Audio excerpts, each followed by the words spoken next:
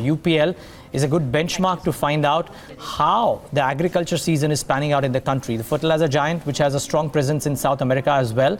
So volumes grow at around 10% in the first half. And compared to the industry, I think India and LATAM is helping them drive growth. Let's get in the management to talk about how the next few months could shape up now. Talk about all of this and more is the company's Vice Chairman, Sandra R. Shroff. Ms. Shroff, thanks so much for taking the time out and joining in.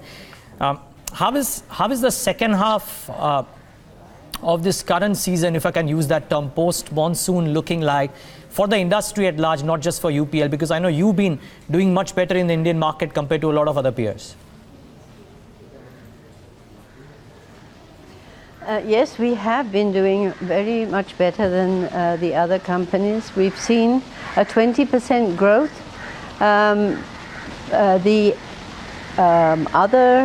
The competition are way behind us.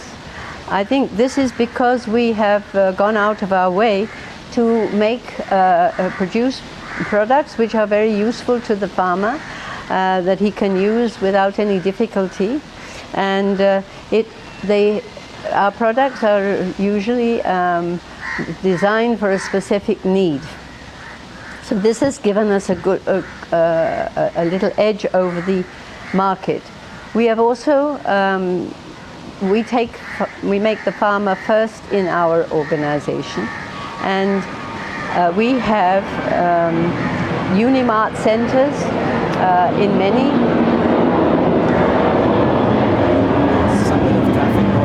I can take on board, but now I think we're probably clear. Ms. Shroff, if you want to resume with your answer. Sorry we lost you. Yeah, that's okay. That's all right. So we provide knowledge to our farmers, and we have set up Unimart centers in different towns. We have them in Maharashtra, we have them in UP, and putting them up all over India. We also, particularly in Punjab, have the Adarsh Farm Services, which give services to the farmer. So the interaction with the farmer is very, very important to us. And we are very big in the post-harvest care. We're the largest producers of aluminium phosphide, which is used for fumigation of grain, and is the preferred product in the world. Ms. Shroff, if you can allow me to just come in here. I mean, what you do as such a large company and a leader is probably well known.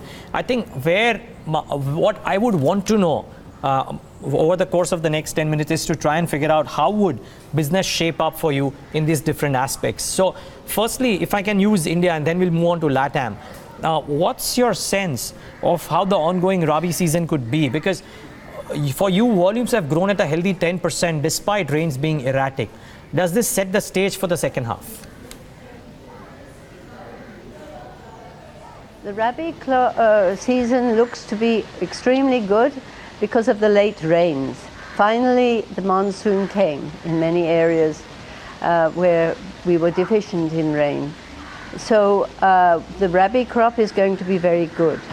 The Rabi crop, of course, is much smaller than the Kharif crop, which is, but it's much more diverse and has, a greater variety of crops. So the Rabi season this year should be very good, barring some cyclone or something that can come in the winter. What about the LATAM market, ma'am? I mean, again, okay, I get your point. Now, LATAM, 30% of your revenues, the first half was subdued. Yeah. You would admit that the first half was a bit subdued. Yes.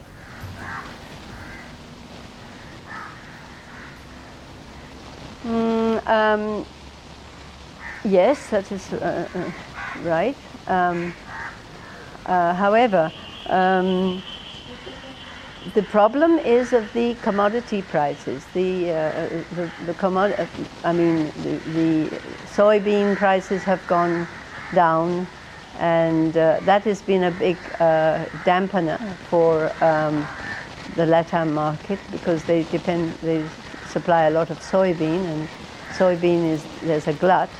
That is what is affecting, it's even affecting India as well. A glut of pulses has created a drop in the prices. I mean, farmers were getting 100 rupees a year ago for, or more than that, for tur dal. But now the prices are, you can get it at 80, maybe 60 if you go to the market. So this is a problem. Yeah. Okay. One last question, ma'am. I understand there's a lot of noise around you. Maybe it's not too comfortable.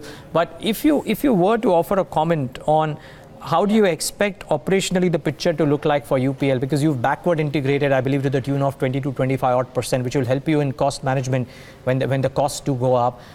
Do you reckon operationally you would be in a much better shape over the course of the next 12 to 18 months?